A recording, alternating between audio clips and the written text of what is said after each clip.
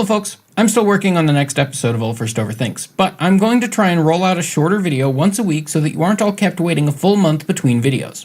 This series, Ulfürst Does A Think, will cover little side tangents that are too small or unrelated to fit into an Overthinks. This video in particular is also a reply to WoW Such Gaming's video, 6 Best Pokemon for a Zombie Apocalypse. Now, I don't know about the 6 best Pokemon, but really his video comes down to which 6 will you pick, with the following rules. Let's say you're in the midst of a zombie outbreak, maybe a few weeks in, and you have barely scraped by, and you suddenly stumble on a Poke PC from an alternate dimension where you can select any 6 Pokemon you wish to be transported to you and make a team from. Legendary, mythical, and Ultra Beasts cannot be taken into the equation, considering their one-of-a-kind nature and overwhelmingly overpowered abilities. We can't have you picking Mewtwo or Arceus and just annihilating the undead population in one sweep. Also, keep in mind, you will be a solo survivor with your team of 6 pocket monsters. No other friendly survivors can team up with you, and neither can other Pokemon be caught. As for the zombies themselves, to make things more interesting, let's say they are the undead stereotype, only really killing them by either removing the head or destroying the brain type, while also not rotting or decomposing for years. They can still run at a hellishly fast pace, where a single bite can infect you and have you white out to become another drone in the undead horde. Also, there are no zombie Pokemon, as the virus is only transmittable between humans. Now, with that out of the way, here's my team. First off, we got my boy Scyther, my personal favorite. There are probably better choices I could make here, but Scyther is my favorite, so I'm keeping them. Standing at 4'11", 1.5 meters, they're the height of a short human and weigh 123.5 pounds, or 56 kilograms. This is small and light enough to make Scyther viable for hiding in cramped areas or under low obstacles. Scythers are stealthy hunters, so this works perfectly. It is also light enough that even without Pokeballs, I would be able to carry a wounded Scyther off the field myself. Scyther is blindingly fast when running bipedally, and its inwardly curved forearm blades are powerful and sharp enough to slice clean through logs. Coupled with Scyther's speed, it gives it an anime swordsman-like ability to dash up to, decapitate, and dash away from a ghoul before it can even react. Furthermore, these sword-like blades are grown naturally by the Scyther, not requiring rust treatment or other maintenance real swords would require, only needing to be sharpened, which the Scyther does on its own. Not only does Scyther have pretty impressive offensive capabilities against zombies, but also the majority of a Scyther's body is covered in a hard, spiky exoskeleton, making it pretty difficult for a zombie to harm it even if they got their hands on it, which would be pretty difficult to do, not only due to its speed, but also because Scyther can fly if surrounded, which it could also use to its advantage, strafing over hordes and popping heads off with comedic effect.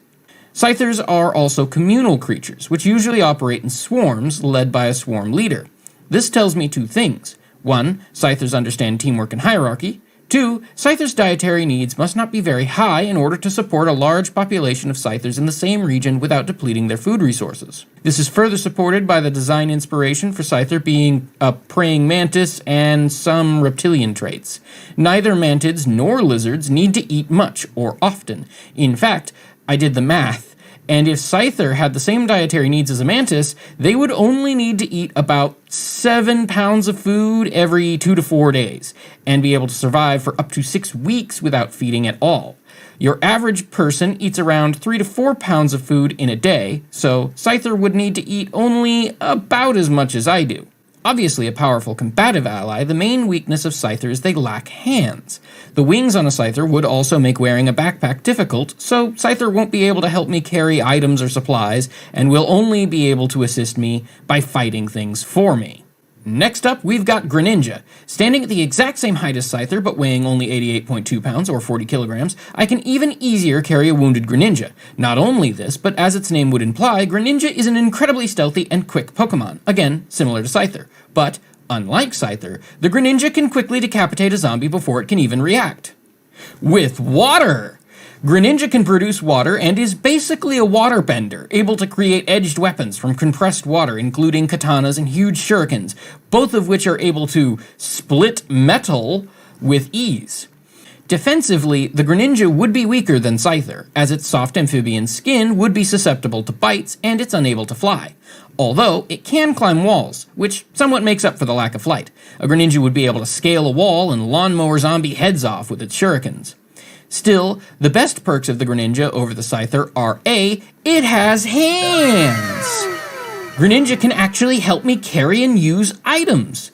But most importantly, B, it makes and controls water with hydrokinesis, so me and my team just don't need to scavenge for water anymore. Greninja's got it covered. Additionally, if the Greninja's dietary requirements match that of the dart frog, it would only need to eat about 1.5 pounds of food per day, and only 5 days out of the week. So, significantly less than the Scyther or myself. For my third pick, I've got Salazal. Standing at only 3'11", 1.2 meters, and weighing a modest 48.9 pounds or 22.2 kilograms, I could carry a wounded Salazal with only one arm, potentially allowing me to still fight off a zombie if needed, while still evacuating my wounded Pokemon. Although Salazal is not as stealthy or quick as my last two options, her size, weight, and coloration would allow her too to be a stealthy and quick companion for raiding and scavenging runs, further supported by her ability to learn things like Thief. Unfortunately, Salazal is unable to decapitate a zombie before they can even react. Instead, it's a walking flamethrower.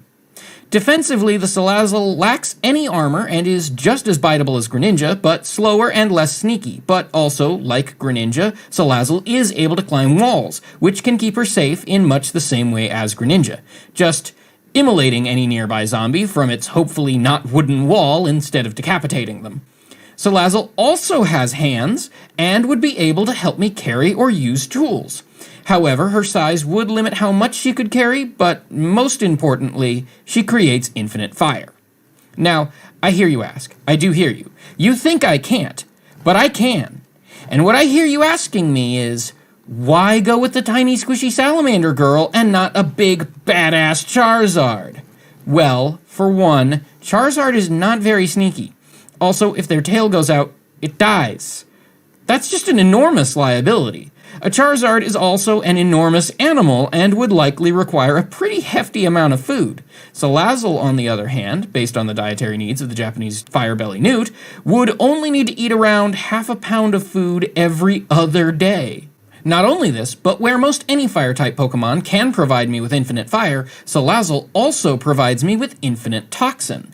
Salazal produces a fragrant toxic gas that I could use as a poison for enemies like the Governor from The Walking Dead, or as an insecticide to help with organic farming. It can even be used to make perfume.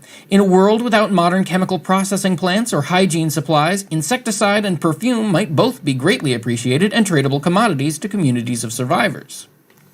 Number 4 is Heliosk. Standing at a measly 3 feet 3 inches, 1 meter, and weighing 46.3 pounds or 21 kilograms, this little reptilian Pokemon could even easier be carried in one arm than Salazal. I could even carry one in each arm. Now, I could go into the abilities of this Pokemon in combat. It can use moves like Thunderbolt that would likely be incredibly useful, but I would not risk this Pokemon in combat basically ever. If I had any chance to avoid this Pokemon fighting or even being seen, I would take it. Here's why. Unlike a good few other electric-type Pokemon, this Pokemon does not need to feed on existing electricity to power its abilities. Instead, it uses its frill as a solar panel. Not only can it charge its abilities this way, but it doesn't actually need to eat at all if it's given enough sunlight.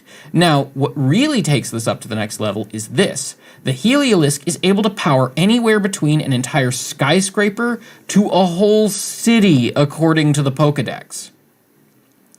With this Pokemon on my team, I can power my entire base well past the municipal power being cut. I can have fridges and freezers for better food storage. I can power any tools, appliances, or other electricity-requiring resources within my base, including lights, AC, and other creature comforts we have become accustomed to in our modern living. Go. Play. And again, my entire solar panel grid here can be carried in one arm. My penultimate pick is Gardevoir. Every good leader needs an advisor and confidant. Gardevoir is an amazing choice for that role as Pokemon Go. Standing at 5'3", 1.6 meters, and 106.7 pounds or 48.4 kilograms, this Pokemon has a particularly humanoid size, shape, and weight, but is still petite enough I could evacuate with it over my shoulders if needed. Offensively, Gardevoir is kind of terrifying, as it can create tiny black holes. Fuck decapitating a zombie before it can even react. Fucking reduce that sumbitch to a quantum singularity. Defensively, Gardevoir is able to just ignore gravity, and if trapped, they can just teleport. And that's just the tip of the iceberg on things this Pokemon can do in combat. But, much like Heliolisk, I would not usually risk this Pokemon in combat, instead electing to allow them to defend my base and my precious Heliolisk. A task they'd be more than capable of, generally speaking, especially if I am being guarded as well, as Gardevoir are fiercely loyal. They are highly intelligent and fairly humanoid, which would likely prevent loneliness from lack of human company, which is important since a stipulation of this is that I can't have any fellow human survivors. I'm kind of assuming Gardevoir is omnivorous, since they will eat fried meats and berries in Sword and Shield, in their curries, and I am just guessing they'd eat about as much as a human. But more importantly than just being good dinner company, Gardevoir is psychic and able to tell the future, helping me weigh the pros and cons of difficult decisions and warning me of impending danger. Still, it gets better, as Gardevoir can also charm or hypnotize other humans, as well as read their minds, allowing my bartering and negotiating skills to be impeccable. I can quickly and with some certainty evaluate if a human I encounter is a threat or not, and get better deals on my insecticides and perfumes. I can also better discourage potentially violent humans from attacking. If they're hypnotized, I could disarm them entirely. But wait, there's more! Gardevoir could also work as my personal medic, as they have healing abilities, which would allow me and my various Pokemon to be healed back up to full with just a little time back at home base. An indispensable ability now, let alone in a world without modern healthcare. An ability so valuable on its own that it is worth keeping Gardevoir safely off the battlefield in order to keep the rest of the team going strong encounter after encounter. And last but not least, Corvinite. A bird standing 7'3", 2.2 meters, and 165.3 pounds, or 75 kilograms. Unless Gigantamaxing, at which time it is a whopping 45 foot 11 inches tall. This massive Raven-esque Pokemon is incredibly powerful, able to send its blade-like feathers out as projectile weapons and produce hurricane-force winds. It has an enormous beak, talons, bladed wings, and can shoot fucking beams at enemies. And again, that's barely scratching the surface. Speaking of scratching the surface, this bird is armored up. Soft shells! Cower before me! A zombie would have no chance against this absolute unit of a Pokemon. Defensively, this is the tankiest thing in my team so far, but it is also incredibly intelligent. I haven't specified a gender for any of my Pokemon so far, but I specifically want a female Corviknight for the eggs, which are surely massive. We gotta be talking at least emu size here. Fun fact, I actually owned one of those. Still, the best thing this Pokemon brings to the table is transportation. In the Pokemon universe, Corviknight is sometimes used as a taxi service, and as I have deliberately kept my team small and light aside from Corviknight, she'll be easily able to carry my entire team around. This would allow us fairly unrestricted air travel in the zombie apocalypse without needing fuel or being concerned with being attacked. The only fuel I need for Corviknight is, based on Raven dietary needs, around 7 pounds a day. About double that of a human survivor, but this Pokemon is more than worth the double rations. Keeping Corviknight around would mean that my entire team can make a very quick escape, even if completely surrounded, as long as we have open air or roof access, which my base would because of Heliolisk. So, in total, I have myself, Scyther, Greninja, and Salazal for scavenging and raiding runs, with Heliolisk and Gardevoir for base defense, and Corviknight as our eyes in the sky, muscle, and evac route. We have infinite water, infinite fire, infinite power, infinite toxin, magical medical aid, occasional giant bird eggs, and we can trade with and psychically command humans that we encounter. My entire team and I would roughly eat 118 pounds of food per week if we were eating comfortably and without rationing.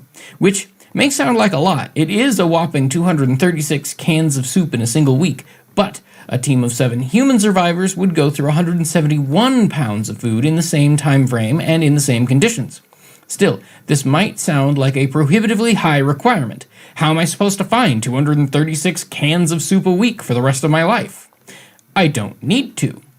Me and every Pokemon in my team can hunt. Not only that, but your average deer weighs around 115 pounds, or, in other words, enough to be able to feed me and my team. Now, in Texas, you can only legally bag 5 deer a year, so you might be concerned I'd deplete my resources.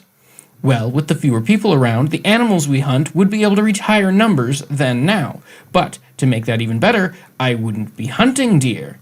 I'd be hunting boars. That's right, it's boars again, folks! Your average wild hog weighs around 180 pounds, more than enough to feed me and my team per week, and where you are only legally allowed to hunt 5 deer a year currently, Texas actually pays hunters to take out boars because there's so damn many of them, and they're so damn destructive. So, we'd have a weekly boar hunt, made trivial with my team. Corvinite could do it solo, honestly. We'd also cultivate a garden with help from the Salazal-made pesticides and keep long-term food supplies that we scavenged. Thanks to the Heliosk, we could even afford to keep excess boar meat as well as foraged fruits and berries cold with fridges and freezers.